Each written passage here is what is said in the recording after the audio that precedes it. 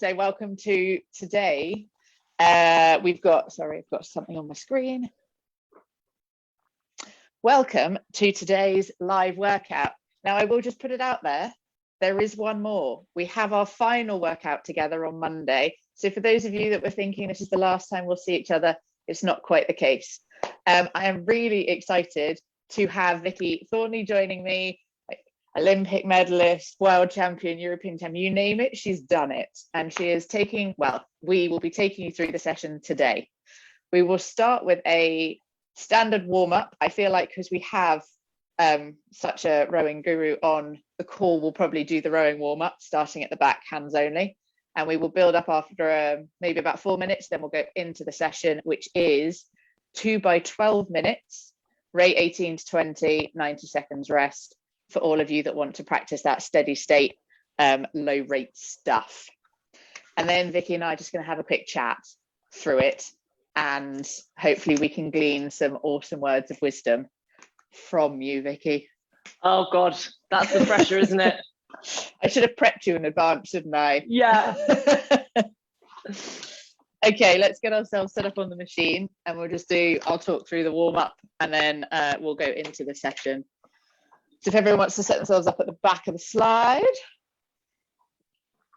And we're just going to start with 30 seconds of arms only, sitting up tall, slightly rocked back. Let's go.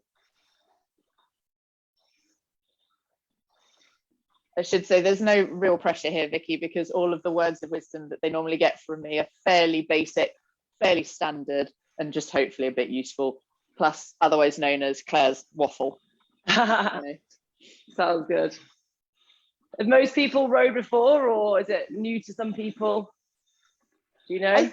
I think we've got a bit of a mix. There's a fair number of on-water rowers here. We're going to take it into arms and body. So arms, rock, and rock back. We've definitely got a crew from last year's Row31. And I am sure there's a handful here who are indoor rowing only through the joys of their garage or living room. There we go, we've got some waving. Love it. Not to say a few who don't have maybe children that row, that are encouraging them to get involved, right, Jennifer? Yeah. Okay, let's take it up to quarter slide. So that's just a slight break in the knees. Once the back's rocked over, little squeeze on the foot plate back in the drive.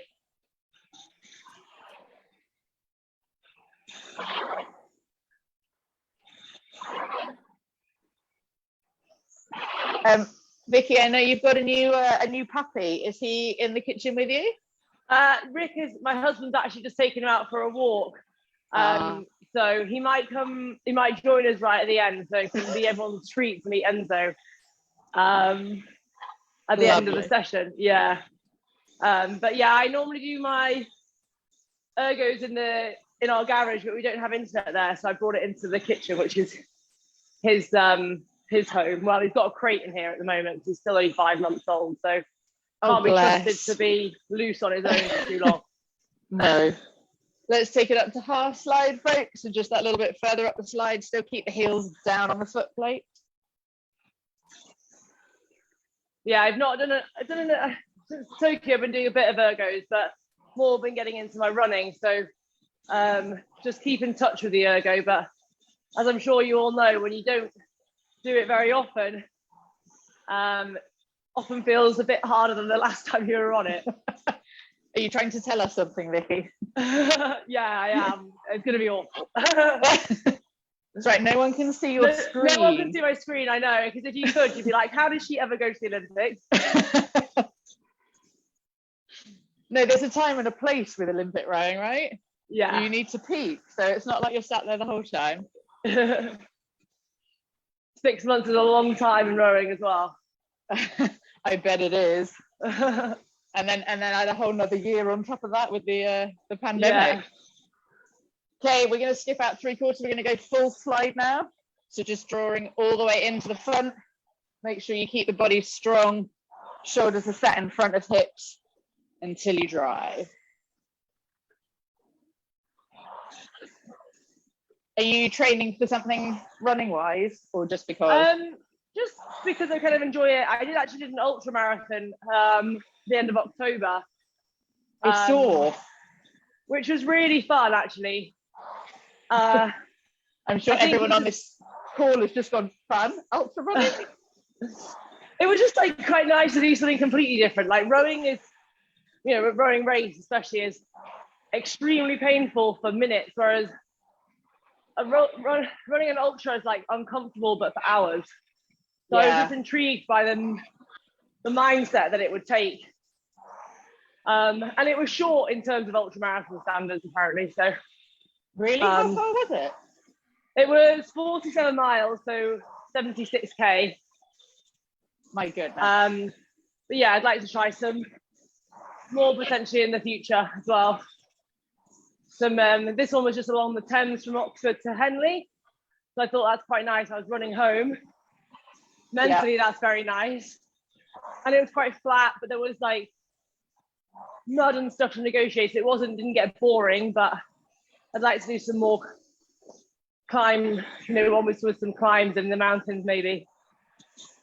A lot of ultras are trail ones anyway, aren't they? Because of the very nature. This was a lot, trail and towpath, yeah.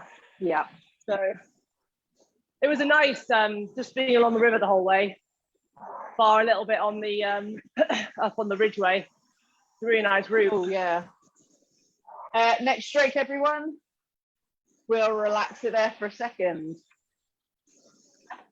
Cool. Okay, we're just going to reset screens if you choose to. It's 2 by 12 minutes, 90 seconds rest. That's all you need to set. I was going to say rate 18 to 20, but you can't set that. You're just in charge. It'll be an interval session for those who've got concept 2s on time. If you don't set it, don't worry. I will 100% tell you to stop. You won't have to keep going. And the aim of this one is, again, as always, to build the engine. This is the training sessions that's going to build the engine. All the other ones we do in the week give you some speed, some power, and obviously the strength stuff builds the body outside of the stroke. Hopefully, once we've done this, we'll have technically done more than our 20-minute benchmark in 2 sets. We then set ourselves up well for Monday. And my only challenge to you, although I'm hoping Vicky might be able to learn some words of wisdom specifically around this, is we're going to do the same as we did with the 2 by 10. We're going to try and go further in the second one than we do in the first. Simple. Nice. Once we're all ready, let's get ourselves set up. Let's pick up our handles and just check the screens to make sure we're all there. We're all good to go? Woo! Okay, let's row. Just starting to find out, focusing on the rate first, whether it's 18, 19, 20, whatever it was that felt comfortable to you the other week.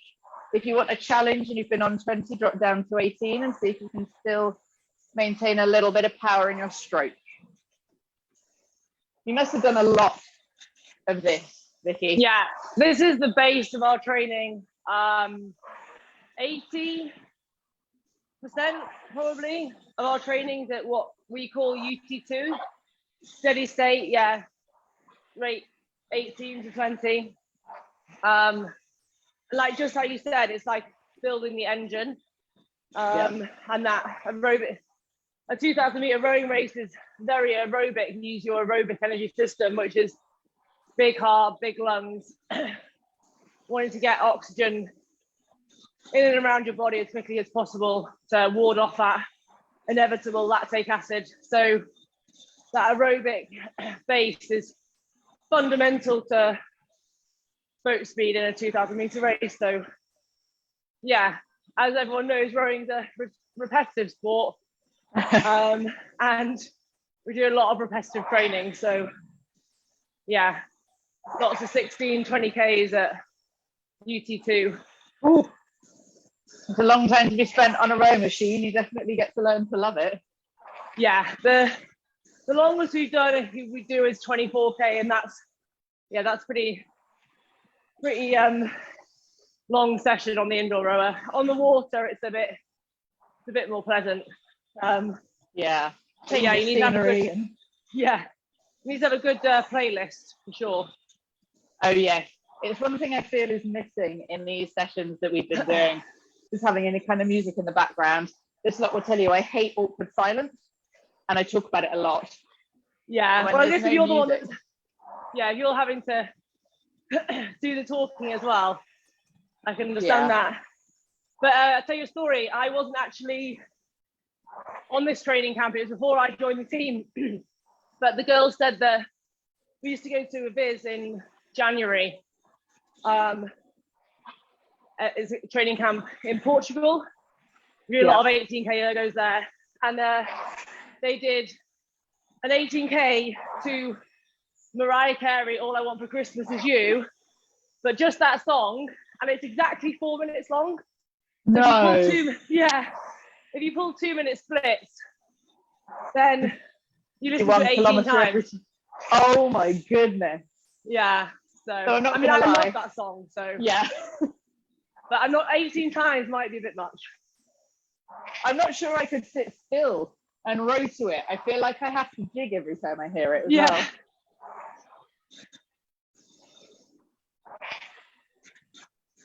Yeah, but I'd say the heavyweight men have very interesting choices of playlists sometimes. It can be extremely loud in the gym at Caversham, and there's been many a times where some of the coaches literally bring in ear defenders because obviously they have to stand and watch the ergos, but yeah. They don't want to be subjected to the noise. Yeah, exactly. I'm sure across this call we'd probably have a variety of playlist choices. Maybe that's something we should do afterwards to find out. That said, there might be a handful of people actually with music in the background now, which is no bad thing. I think it definitely distracts you, entertains you, takes your mind off things a little bit. Yeah, definitely. It's amazing how music can change your mood as well. Yes. Although I did discover you can't quite row in time to a beat necessarily, not in the same way you can run to one. Have you been doing a session every day then as the part of the January 31? We've done one live session a week of steady state because it's more fun doing that sort of thing together. Yeah. And this is our way of being together. And then every other day of the week, apart from a Sunday, we've sent out a video with intervals or a Go Row indoor workout or a core circuit. And I would say, from looking at the names on the call today, the majority of them that I recognise have been pretty consistent with picking it off every day, moving on to the next one, and then they get a rest day on a Sunday ahead of the next week. Nice. Consistency is the key, isn't it, to these things? Yeah. Just doing that little bit every day does add up to quite a lot of improvement at the end. Yeah, and I think consistency whilst also covering a bit of everything. I have a background as a PT, rower, indoor rower, so I feel like I come at it from all points, but I can't sit on the rowing machine all day, every day, because it's just too much for me. I like to run a bit. So having the core circuit really helps. I've been trying to link it. So I'm sure there's a lot of bored of me saying, sitting tall in the back, rocking from the hips, but the stronger your core is, the stronger you can sit in that position when you're rowing and try and translate it into a bit of power on the machine. Oh yeah, absolutely. When I first started rowing, I didn't really have much core strength, and it's the link between, the power that's going through your legs and that link to the handle and the boat, the end of the spoon. Yeah. If you're losing power through there, you can keep pushing with your legs, but that power is not going to be getting linked to the spoon and not linked to, and won't equate to boat speed. So yeah, as much as even the rowers in the team, we at times, not to do trunk.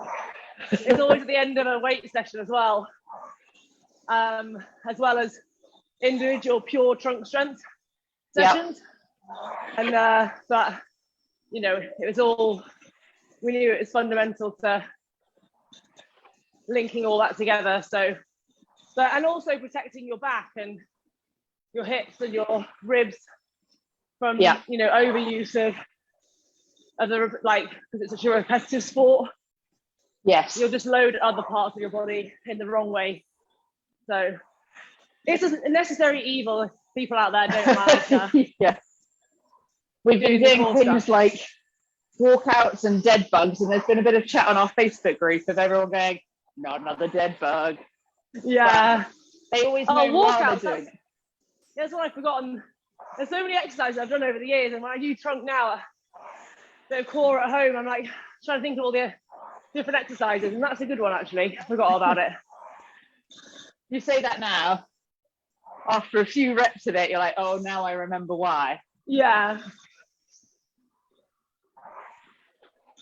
And I think you've done some, this was going back a little way now, but you did some articles for us back when Rowing and Regatta magazine was around that kind of more holistic health topic. And I think that's the other thing is, yes, you're a rower, I'm a rower, we're all rowers here, but it's not the only thing we do it for. There's like the wider health benefits of just being a bit stronger and mentally feeling a bit better for it. Oh, absolutely. And people see now, they're like, why are you still training? Or I'm like, because training is part of my life. Like, yes, it was my job before. And yeah, okay, I did it 3 times a day. But now I'm not a full-time rower. It's still such a fundamental part of my day. Like every morning I get up and do something before I've just started my first proper job. Scary. Well done. I do something every morning just so I start the day right, because you know, for 14 years whilst I was rowing, I woke up and trained straight away, and I think I just feel not myself. And it's clears your head, gets the body moving, just it's so important. And then sometimes at the end of the day, if I feel like just let off steam, might do something or just go for a walk. Or the great thing now, we have Enzo, it's, you can, even though he can't walk too far yet because he's only baby, but you can, it's not like you just go for a walk on your own, you can go for a walk with him. And just doing that activity, whatever it might be, is, you just feel so much better. And it forces you out, doesn't it, on a day when you might not want to go. He needs to pee and walk, so you've got to get him out there. Yeah, and like things like this, it's like great to do it with people, because you're turning up yourself, you're turning up other people. So friend of mine, we always try and do weights every Monday evening after work now, and it's so we, like, oh, I'm not sure I really can roll it. Well, Monica's there, so I've got to go. And it's it just makes you a bit more accountable sometimes if you're struggling with motivation. And that's what this I think our campaign was all about.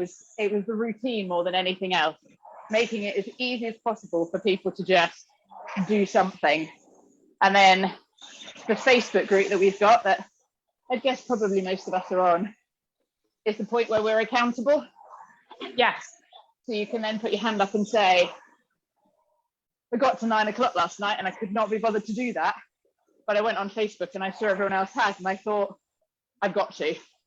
And it just really helps. Yeah. Perfect. And long may that continue into February, folks, by the way.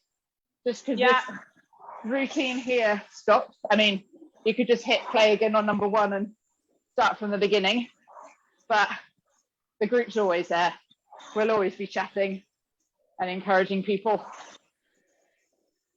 And the thing with indoor rowing or rowing is it's time efficient as well. You know, half an hour, 20 minutes on the indoor row machine is such a great workout. Uses all the muscles. You know, it's non-load bearing as well. So if you struggle with a high impact sport like running on your joints or something, then this is a perfect alternative. And also, unlike cycling, you know, you're using your whole body. So it's a pretty good way to train. And you can always avoid using your thumb when you need to, right, Lee? Just hold the handle gently. We'll go on the core hoop all over how it's done. But it's still rowing. No. Oh yeah, no, you don't need a thumbs now. Hanging off that handle. Yeah, exactly. Oh, already there. You see? It just time passes so much quicker when you're having fun. It does. This is just a really short break. Grab a little drink if you need it, folks. And then the challenge is on to see if we can focus in and push on a little bit. I might at this point now start changing the focus of the conversation towards a little bit of technique, so we know what we want to do to try and up our distance or up our power in the second set. So make sure you keep a track, if you can see it, of what distance you've done or what your average split is or whatever the score is on your screen, so you know what you're working towards. And then I think maybe my technical advice is push a little bit harder. It's as easy as that. Well, to be fair, I've heard that from coaches before, so that's good. Great. Just like, push harder and go faster. Guys, did you hear that? Like, I'm as good as the Olympic coaches. Just push harder. Okay, let's set ourselves back up. We're going to find that same rhythm again. A cheat would be someone did 18 in the first, 20 in the second, strokes per minute, because then you'll naturally go a bit quicker. So let's try and keep the control at whatever rate you had before. Handles up, ready to row. Let's go.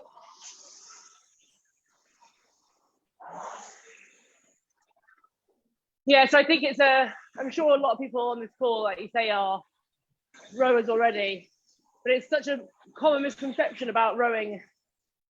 Especially, it's funny because people would be like, oh, I'm a rower, and they're like, you haven't got very big arms. I'm like, well, one, no, I don't, because I've always shown some muscle mass on. So thanks for pointing that out. But two, actually, it's not really about your arms.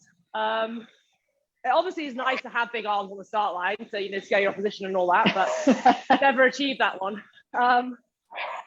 Yeah, so it is all about just concentrating on having as long a leg drive as possible and keeping your body,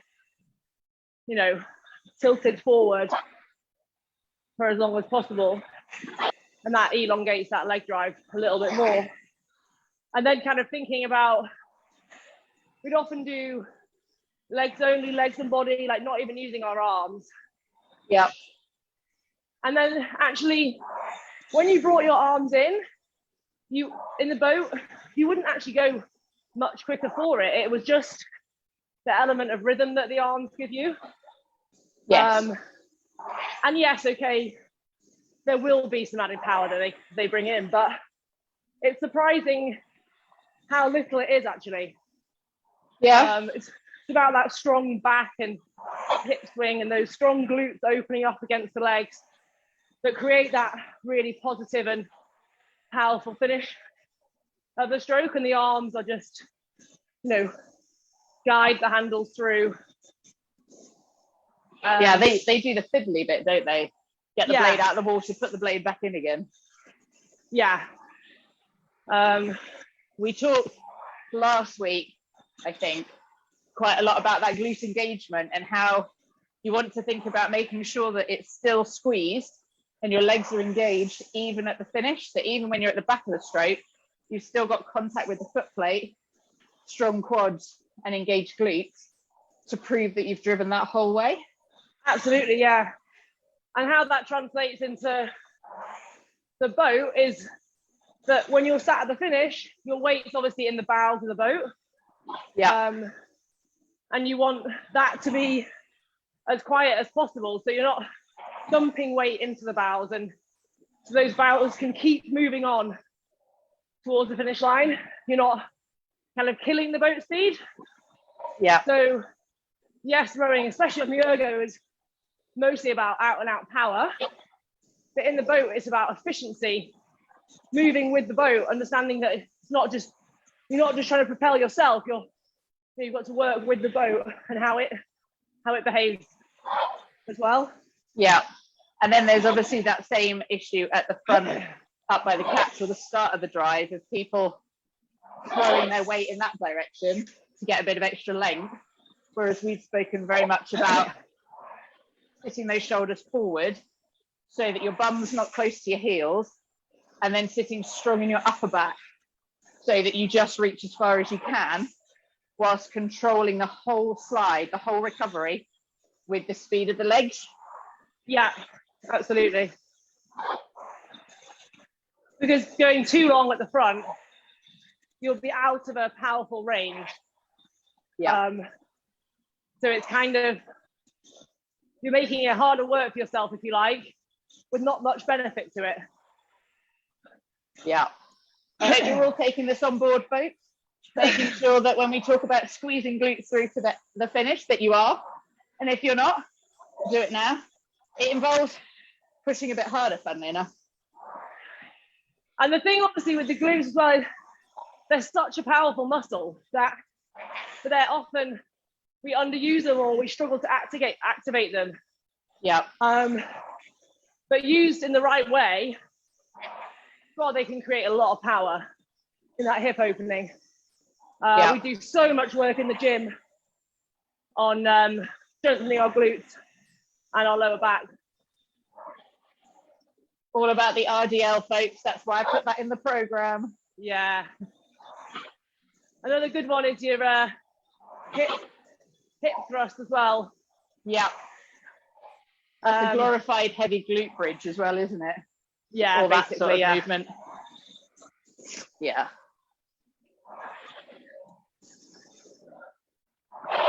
And I think if people struggle with sore backs or anything just day to day, if people do some work on activating their glute muscles more, chances are your back problems will definitely reduce. Yeah, that's a really good tip. Maybe we should warm up with our off the machine and on the machine. I mean, standardly we normally would, but for the sake of convenience and keeping these fairly compact sessions, we shorten that warm up a bit. But maybe we'll do it ahead of Monday so we get the best chance possible. We did a 20-minute for distance row on the 1st of January, and the challenge is to see in all this training how much further we can go on Monday. Nice. Well, I mean, people had a good time on New Year's Eve. It should be fairly easy, right? Yeah, 1st January probably didn't feel great. So yeah. Actually, the 31st, you're already going to be winning. Plus, you've done all this training. That's a very good point. And it's not just the training, actually. I think certainly these sessions in particular, we've been talking quite a lot through that technique like we have today to give people something to work on. And I think there's definitely been some comments about how they're learning something new every day in terms of what muscle needs to activate or what speed the hands need to go. And that all makes a difference, because I think half the issue with an indoor row machine is when you first get on it, if you're not a rower, you don't know what to do. Absolutely, yeah. And it's even, obviously technique in the boat is so important, but it's also important on the indoor rower as well, because if you're not patterning the right way, if you're not using your legs first, then your back, then your arms, the basics of the drive, then you won't be getting the most out of your body as well. You're probably capable of better scores. Yeah. Just through better technique. Exactly. So, yeah, I'm sure the training, like you say, and plus technically being more efficient will make the scores a lot better. Yeah. And I don't think maths wise, you can make quite a small change on your split time for 20 minutes. So that's the big number for those that use it in the middle, time per 500. It's quite a small change, can have quite a difference on the meterage when it needs to. Oh yeah, after over that sort of distance, yeah. Yeah. Absolutely. As we come into this final third of the workout, folks, let's really think about everything that Vicky said that I agree with in terms of technique.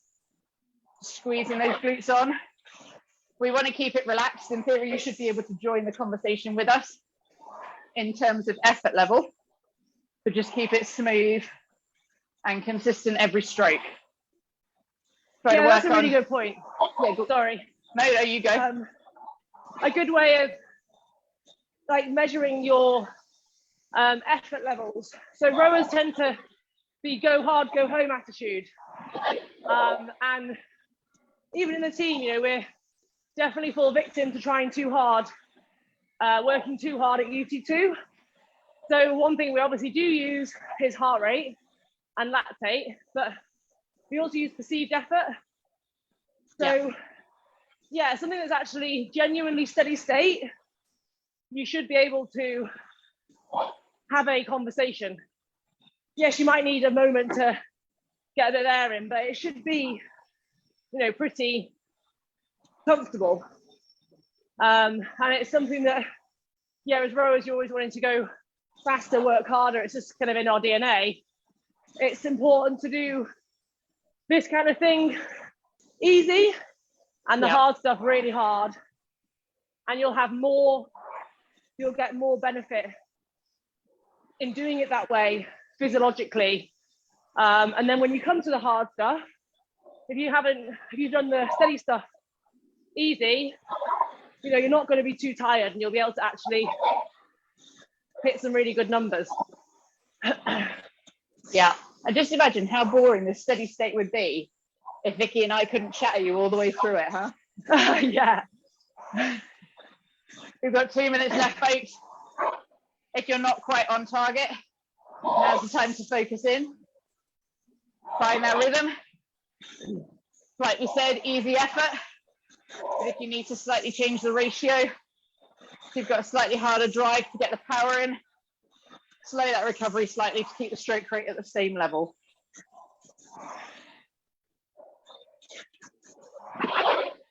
Did you look at your score, Vicky? I didn't. No, I forgot, but it'll be in the... Yeah. We just have to pray.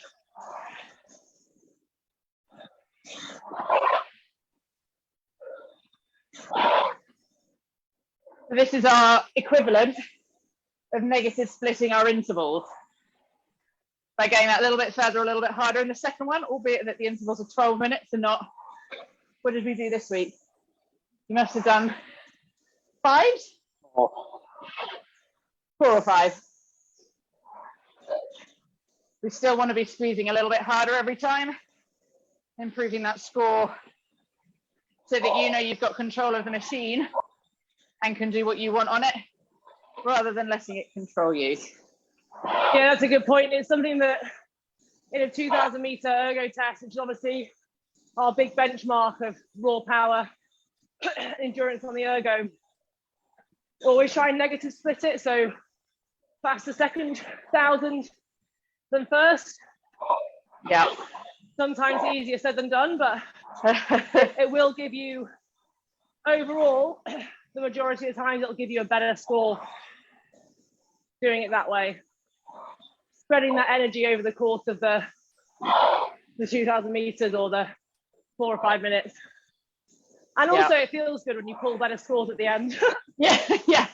As opposed to dying off the finish, which is not what we're going to do today, although we have finished. Maybe we should do a 2K sometime.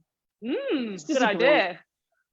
We've mostly been sticking to... Sorry, everybody. I just came up with that idea. Everyone's like, Vicky! The only change is we normally do time because then we can all start and finish together. Yeah. But maybe we could do a bit of fun if people don't mind. I mean, to be fair, I'd probably be one of the last people rowing anyway.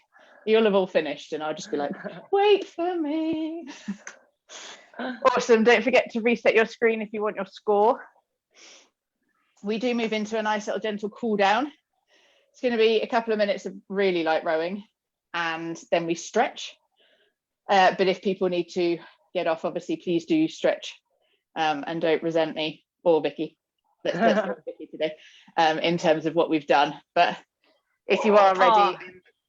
As I say, Enzo's back, so you can all meet Enzo if you'd like. Oh, yay! Let's all meet Enzo while we're doing our light cool down though, yeah? Yeah, perfect. I mean, Vicky, if you can't row while he's around, don't worry about it. I think it's okay. Yeah, I'll have to duck off in about 5 minutes to get ready for work. But Enzo, yep. Come on, good boy. Hello. Oh, Can you see him? Yeah. Oh, good boy. He's coming for his walk, haven't you? Do you just take him somewhere local? Yeah, we're ready. I'll just. Enzo, say hello. Oh, wow. I feel like he's quite a lot bigger than maybe I've seen on Instagram. Yeah, he is growing literally like a little weed. Honestly, it's mad. He's there you go. Hello. Oh yes. Oh, touching the keys. Yeah, he is 5.5 months maybe now, but yeah, we haven't weighed him recently, but I reckon he's about 25 kilos already. So he's basically the size of Labrador already. So and still growing. But he's awesome. Like me and my husband love dogs. We both grew up with dogs and always wanted one. But with rowing and stuff, being away so much on camps, and it just doesn't suit having a dog. So as soon as I retired from rowing, it was we'd already seeked out the breeder we wanted, and it turned out perfectly that his litter was due in the August after Tokyo, so then we got him in the October. So yeah, it's and now you've joined the normal world of work. You can sit at home and focus with a bit of company. Yeah, exactly. So my job's flexible at the moment, which is great, and the offices are over literally down the road from my house, so it's really not too tricky. So when I am working from home, it's nice to have him for company. Better company than my husband anyway. Is your husband in the room right now? Yeah, he is, yeah. Okay, folks, one more stroke. And you can put your handles down completely. We'll take the feet out. That's just a nice sort of gentle stretch out. We shall now stretch. I might move my count. Oh, no, wait, I can still do this. We'll just go through the main stretching that we normally do. Big muscles in the legs, starting with hamstrings. You can stay seated on the machine. If you want, you can stand up and just hinge back into your hamstring stretch. Feel the stretch down the back of the leg. Obviously, as always, if you need to do more stretching than we do, please do. We'll just keep this short for time so everyone can get on with their day. But this has been fun. It has been. Thanks for having me. Oh, thank you so much for joining. It certainly takes the pressure off me feeling like I need to talk for ages. Not that you don't appreciate it all, right, guys? Just nod and smile. Swap those legs over. There's a thumb there, thumb up. Yeah, there's a few. That's all right. They all stay on mute so that when doing the workouts that way, I don't hear if they're moaning or swearing at me. It's fine. They can say what they like as long as they're still rowing. Yeah, exactly. That's the important thing. Excellent. We'll take it into a quad stretch. You can stand up to do this. If I stand up, I'm going to disappear off screen. So I'm just going to stay down for a bit. But 1 foot up behind, feel the stretch down the front of the leg. I would say if you're doing it in this position, it's quite an intense quad stretch, so do be careful. Standing or lying is a little bit less pressure on the hip flexor and stuff. And I hope you've all cemented in everything that Vicky was discussing today in terms of advice, technique, the work, so that we can hit Monday and nail our smashing of targets. Swap it over. Best of luck for that, everybody. Any tips for how to mentally get through it? I'd break it down probably into 4 or 5 minute chunks. Break it down, whatever you find most helpful, and often just have like little motivational thoughts in your mind at each of those breakdown points, like why you're doing it, maybe being like, oh, I'm going to do this 4 minutes for my kids or my best friend, or I don't know, just stuff like that. And I think it's nice just to have something else to think about. Because I think otherwise it can get a bit, it can get a bit, boring. And you kind of just start thinking too much about how much, discomfort you're in rather than actually why you're doing it, and think about all the sessions that you've done that's led up to this, and that it'll be so rewarding when you're lots faster than the 1st of January. And then when you finish, if you've done that and you've finished and I've really tried my hardest there, then it's so much more, you'll feel so much better in yourself if you think, oh, I could have done that, could have done that a little bit better. That'll play on your mind all day, if not all week. So yeah. We'll go into glute stretch. It's the figure 4, so you can either lie on your back, stand up, or I'm just going to sit and do it. Interestingly, when I was trying to think about what we would chat about today, which it all went out the window because you're just really easy to chat to, so thank you. No worries. I was going to bring up your recent LinkedIn podcast of what defines success on that, which is, I feel like that's part of what you were saying is, if you go out and you get off the machine or the erg or the water or whatever, knowing that you've done the best you can and that you couldn't have given any more, like the result is somewhat irrelevant.